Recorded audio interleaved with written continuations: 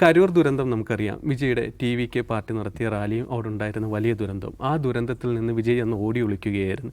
ഇപ്പോഴിത് വീണ്ടും കാഞ്ചീപുരത്ത് വിജയ് സജീവമായിട്ടുണ്ട്. അവരുടെ പാർട്ടിയുടെ ഒരു പൊതുയോഗം കഴിഞ്ഞ ദിവസം സംഘടിപ്പിച്ചിരുന്നു. 2000-ഓളം ആൾക്കാരെ, അതൊരു ഇൻഡോർ സ്റ്റേഡിയമായിരുന്നു. അതിൻ്റെ അകത്താണ് 2000-ഓളം ആൾക്കാരെ QR കോഡ് സഹിതം സ്കാൻ ചെയ്താണ് ആൾക്കാരെ പ്രവേശിപ്പിച്ചിരുന്നത്. അതുകൂടാതെ കുട്ടികളടക്കം കൊണ്ടുവരുന്നതിന് വിലക്ക് ഏർപ്പെടുത്തിയിരുന്നു.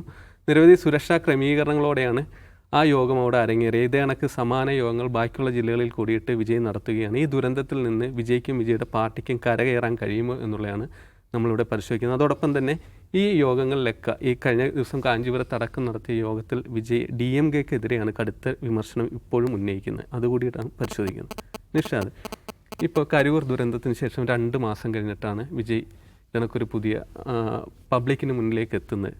ഈ യോഗം അതിൻ്റെ സുരക്ഷാ ക്രമീകരണങ്ങളിൽ ഓക്കെയാണ്. പക്ഷേ വിജയ് മുന്നോട്ട് വെക്കുന്ന രാഷ്ട്രീയം അവിടുത്തെ DMK അങ്ങേയറ്റം എതിർക്കുക എന്നുള്ളതാണ്. നമ്മളതിൽ സംഘപരിവാറിനെതിരായ ഒരു വിമർശനം പോലും അവിടെ ഉയർന്നില്ല എന്നതാണ് പ്രത്യേകം കാണേണ്ടത്. അല്ല, ഈ തിരിച്ചു വരേണ്ട സമയത്ത് അദ്ദേഹത്തിൻ്റെ പ്രസംഗത്തിനും മറ്റേ സ്ക്രിപ്റ്റിൻ്റെ അതേ സ്വഭാവമുണ്ട് എന്നാണ്. വിജയെ തൊടുന്നോ, വിജയുടെ കൂടെ നിൽക്കുന്ന ആളുകളെ തൊടുന്നോ എന്നൊക്കെയുള്ള ചോദ്യങ്ങൾ ചോദിക്കുകയാണ്. വിജയുടെ കൂടെ നിൽക്കുന്ന ആളുകളെ ആര് തൊട്ടു? വിജയുടെ കൂടെ നിൽക്കുന്ന 40-ലധികം ആളുകളുടെ മരണത്തിന് കാരണം DMK ആണോ? വിജയുടെ കൂടെയുള്ള ആളുകളുടെ സുരക്ഷ ഉറപ്പാക്കാൻ കഴിയാതിരുന്നത്, അവർ മരിച്ചപ്പോൾ ഇറങ്ങിച്ചെന്ന് അവരോട് എന്തു പറ്റിയെന്ന് ചോദിക്കാൻ പറ്റാതിരുന്നത് ആർക്കാണ്? വിജയിക്കാണ്. അല്ലാതെ സ്റ്റാലിനാണ് അവിടെ ആൾക്കാരെ കൊന്നത്. അല്ലെങ്കിൽ അവിടെ ആൾക്കാർ മരിച്ചപ്പോൾ അവിടെ വന്നതാരാ? സ്റ്റാലിൻ. വരാതിരുന്നതാരാ? വിജയ്. അത് തമിഴ്നാട്ടിലെ ഇപ്പോഴും നിങ്ങൾ അവിടുത്തെ സോഷ്യൽ മീഡിയ നോക്ക്.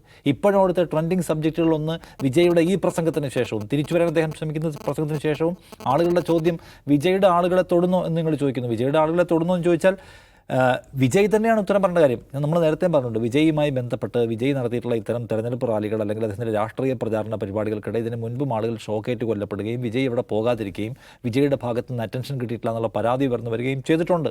അതിനും അദ്ദേഹത്തിന് മറുപടിയില്ല. ഇതിനും അദ്ദേഹത്തിന് വിശദീകരിക്കാൻ പറ്റുന്നില്ല. 10,000-15,000 ആളുകൾക്ക് മാത്രം പങ്കെടുക്കാൻ കഴിയുന്ന കരൂരിലെ ഒരു സ്ഥലത്തേക്ക് നിങ്ങൾ എന്തിന് ഇത്രയധികം ആളുകളെ കൊണ്ടുവന്നു? നിങ്ങൾ എന്തുകൊണ്ട് 6 മണിക്കൂർ സമയം വൈകി വന്നു? ഈ കാര്യങ്ങളൊക്കെ തമിഴ്നാട്ടിലെ സോഷ്യൽ മീഡിയ ഹാൻഡിലുകളിൽ നിരന്തരമായി ഉയർന്നു വന്ന ക്വസ്റ്റ്യനാണ്. അതിനൊന്നും അദ്ദേഹം ആൻസർ ചെയ്യുന്നില്ല. ആ ആൻസർ ചെയ്യാതെ അദ്ദേഹത്തിന് വരാൻ പറ്റില്ല. നമ്മൾ രാഹുൽ മാങ്കൂട്ടത്തിൻ്റെ കാര്യം പറയുമല്ലോ. രാഹുൽ മാങ്കൂട്ടത്തിലുമായിട്ടുള്ള ബന്ധപ്പെട്ട പ്രശ്നം എന്താണ്? ഒരു സ്ത്രീയെ വിളിച്ചിട്ട് അവരോട് നിങ്ങളുടെ ഗർഭചിത്രം നടത്താൻ നിർബന്ധിക്കുകയാണ്. ഈ ശബ്ദം നിങ്ങളുടേതാണോ എന്ന് ചോദിച്ചാൽ അതിന് മാത്രം ഉത്തരം പറയാതെ വേറെന്തൊക്കെയോ പറയാണ്. ഉത്തരം പറയേണ്ടതിന് ഉത്തരം പറയാതെ നിങ്ങൾക്ക് ഈ പ്രശ്നം മറികടക്കാൻ പറ്റില്ല. ആ ചോദ്യം അവിടെ നിൽക്കുകയാണ്. അതാണ് വിജയുടെ മുമ്പിലുള്ള ചോദ്യം. നിങ്ങൾ 6 മണിക്കൂർ മനഃപൂർവ്വമായി വൈകി വന്നോ? നിങ്ങൾ ആളുകളെ കൊള്ളാത്ത സ്ഥലത്ത് ലക്ഷക്കണക്കിന് ആൾക്കാരെ കൊണ്ടുവന്നോ? ആളുകളുടെ ശ്വാസം കിട്ടാതെ പിടഞ്ഞു വീണപ്പോൾ നിങ്ങൾ ചെന്നൈയിലേക്കും പോയോ? നിങ്ങൾ അവരുടെ വീടുകളിൽ പോയി അവരെ സന്ദർശിച്ചോ? അവിടെ ഒരു സ്ത്രീ നേരിട്ട് വന്ന് ഈ നിങ്ങളെ ആശ്വസിപ്പിക്കാത്തതിന് പേരിൽ പൈസ തിരിച്ചു തന്നില്ലേ? ഇതിനെക്കുറിച്ചൊക്കെയുള്ള മറുപടി വിശദീകരിക്കാൻ രാഷ്ട്രീയക്കാർക്ക് പറ്റണം. അല്ലാതെ സിനിമയിൽ ഇതേപോലെ ഒരു സീൻ കഴിഞ്ഞ് അടുത്ത സീനിലേക്ക് കട്ട് ചെയ്ത് പോകാൻ, ജം കട്ട് ചെയ്യാൻ എന്ന് നിങ്ങൾക്ക് പറയില്ലേ? അതിന് കഴിയാൻ ഇത് രാഷ്ട്രീയം അങ്ങനെയല്ല. രാഷ്ട്രീയം എന്ന് വെച്ചാൽ റിയൽ ടൈമിൽ ആളുകൾ ഇടയ്ക്കിറങ്ങി നിൽക്കുന്ന പരിപാടിയാണ്. അതിൽ ഇപ്പോഴും ഇദ്ദേഹം സ്ക്രിപ്റ്റിൽ നോക്കി പ്രസംഗിക്കുന്നു എന്ന പ്രശ്നമുണ്ടെന്നാണ് എനിക്ക് തോന്നുന്നത്. അങ്ങനെ അതിന് വരാൻ പറ്റില്ല. എന്താണ്? അതാണ് ഒരു പ്രശ്നം. രണ്ടാമത്തേത്, എന്താണ് വിജയ് തമിഴ്നാട്ടിൽ ഉന്നയിക്കുന്ന രാഷ്ട്രീയ പ്രശ്നം എന്താണ്? അദ്ദേഹത്തിന് കരൂർ അപകടം മാറ്റി നിർത്താം. അദ്ദേഹം ഉന്നയിക്കുന്ന പൊളിറ്റിക്കൽ ഇഷ്യൂ എന്താണ്?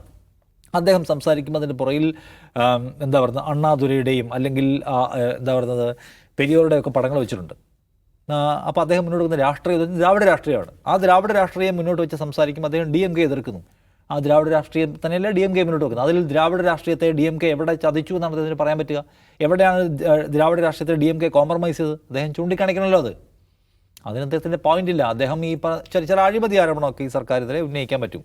അതിനപ്പുറം അദ്ദേഹം സമർത്ഥിക്കാൻ ശ്രമിക്കുന്ന കോർ ദ്രാവിഡ രാഷ്ട്രീയം എന്ന് വെച്ചാൽ അതിനേക്കാൾ വലിയ ദ്രാവിഡ രാഷ്ട്രീയം പറയുന്നു. ഞങ്ങൾ ദ്രവീഡിയൻ ഭരണക്രമം നടപ്പിലാക്കുന്നു എന്ന് പറഞ്ഞ് അവിടുത്തെ RN രവി എന്ന് പറഞ്ഞ ഗവർണറുമായിട്ട് മത്സരിച്ചുകൊണ്ടിരിക്കുകയാണ് അവിടുത്തെ സർക്കാർ.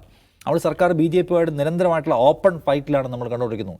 ഹിന്ദി ഇമ്പോസിഷനുമായി ബന്ധപ്പെട്ട് സ്റ്റാലിൻ ഗവൺമെൻറ് എടുക്കുന്ന നടപടികൾ എന്താണെന്ന് നമ്മൾ കാണുന്നുണ്ട്. അപ്പോൾ ദ്രവീഡിയൻ കോൺസെപ്റ്റിൽ നിലനിർത്തിക്കൊണ്ട് സംഘിനെതിരെ ഏറ്റവും ആഞ്ഞ പൊസിഷനിൽ നിൽക്കുന്ന അവിടുത്തെ DMK. അപ്പോൾ ആ DMKയെ ആക്രമിക്കാൻ സത്യത്തിൽ ഇപ്പോഴും ഒരു സോളിഡായിട്ടുള്ള പോയിൻറ്റോ ഒരു പക്ക ഓപ്പൺ വിൻഡോയോ എനിക്ക് തോന്നിയിട്ടില്ല വിജയ്ക്ക് കിട്ടിയിട്ടുണ്ടെന്ന്. വിജയ് തൻ്റെ താരപ്രഭ എന്ന് പറയുന്ന സംഗതിയെ ഇങ്ങനെ വോട്ടായിട്ട് കൺവേർട്ട് ചെയ്യാൻ കഴിയുന്ന വിചാരത്തിലാണ് ആദ്യം ഇറങ്ങിയിട്ടുള്ളത്. എനിക്കൊന്ന് ഇറങ്ങിയതിന് ശേഷം അദ്ദേഹം വിഷയങ്ങൾ ഉണ്ടാക്കാൻ ശ്രമിക്കുകയാണെന്നാണ്. ഞാൻ വീണ്ടും പലകുറി പറഞ്ഞ കാര്യം പറയുന്നു. തമിഴ്നാട്ടിൽ ഇപ്പോൾ ദ്രവീഡിയൻ ആശയം പറഞ്ഞു വരുന്ന ഒരു പാർട്ടി, ആ പാർട്ടിക്ക് എൻ്റർ ചെയ്യാൻ കഴിയുന്ന ഒരു കാലാവസ്ഥ രൂപപ്പെട്ടിട്ടില്ല.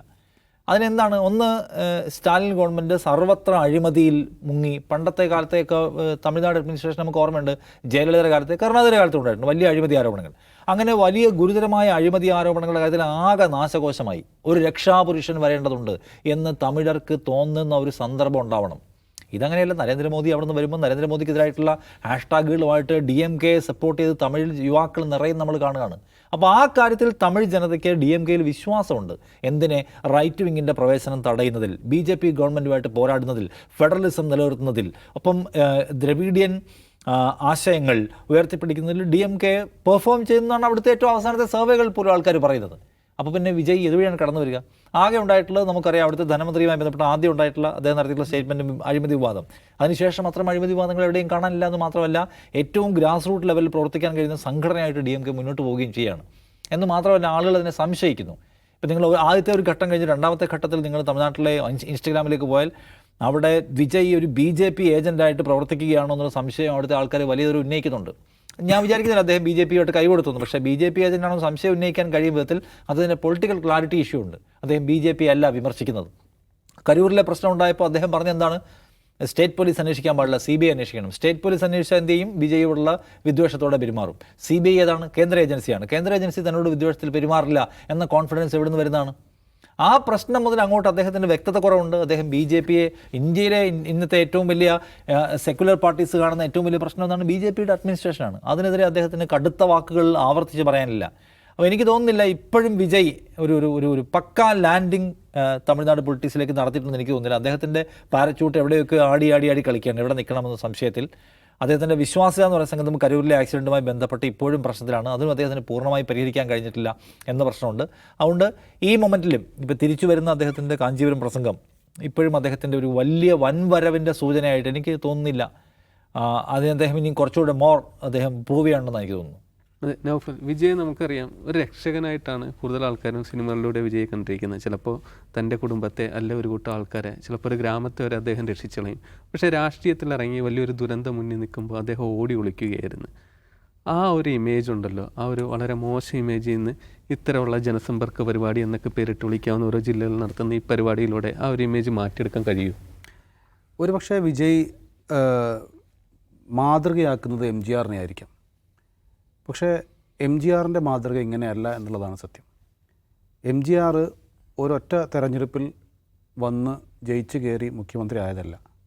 നേരെ മറിച്ച് വളരെ നേരത്തെ തന്നെ അദ്ദേഹം നേരത്തെ DMK-യിൽ മത്സരിച്ചിരുന്നു, DMK-ക്ക് വേണ്ടി പ്രവർത്തിച്ചിരുന്നു, DMK-യുടെ ക്യാമ്പയിനിൽ പ്രവർത്തിച്ചിരുന്നു. അതിനുശേഷം അദ്ദേഹം AIADMK ഫോം ചെയ്യുന്നു. തുടർന്ന് അദ്ദേഹം 1973 അദ്ദേഹം അവിടെ പഞ്ചായത്ത് തിരഞ്ഞെടുപ്പ് ജയിക്കുന്നു.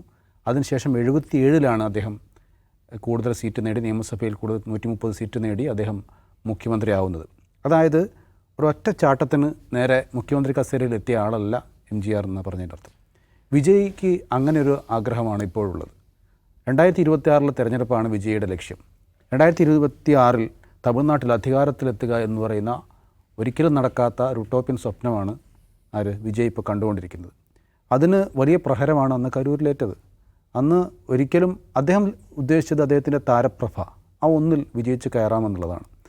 ആ താരപ്രഭ അദ്ദേഹത്തിന് തന്നെ ഭാരമാകുന്നതാണ് അന്ന് കരൂരിൽ കണ്ടത്. അതുകൊണ്ട് മാത്രം രാഷ്ട്രീയത്തിൽ വിജയിക്കാൻ കഴിയില്ല എന്ന് അദ്ദേഹം മനസ്സിലാക്കിക്കൊണ്ടിരിക്കുകയാണ്.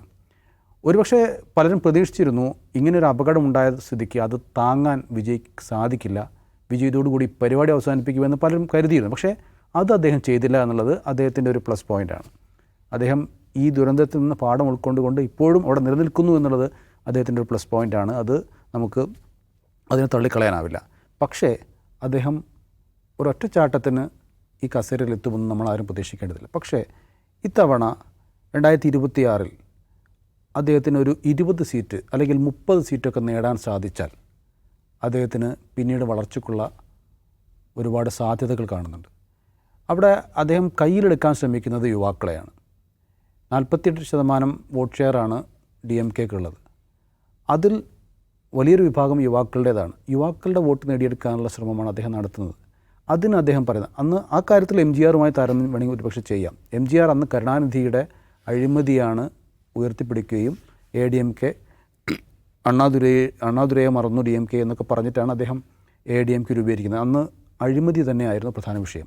പക്ഷേ ഇത്തവണ നിഷ സൂചിപ്പിച്ചതുപോലെ അത്തരമൊരു കൊടിയ അഴിമതിയുടെ കഥ പറയാൻ അദ്ദേഹത്തിനില്ല. സ്റ്റാലിനെക്കുറിച്ച് അത്തരമൊരു മോശം ഇമേജ് തമിഴ്നാട്ടിൽ എവിടെയുമില്ല.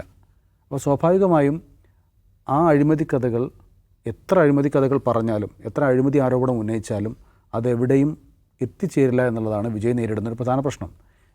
വിഷയദാരിദ്ര്യം, ആശയദാരിദ്ര്യം, രാഷ്ട്രീയത്തിൽ വ്യക്തതക്കുറവ്, ഇത് മൂന്നും ഉള്ളത് കൊണ്ടാണ് വിജയ്ക്ക് മുന്നേറാൻ പറ്റാത്തത്.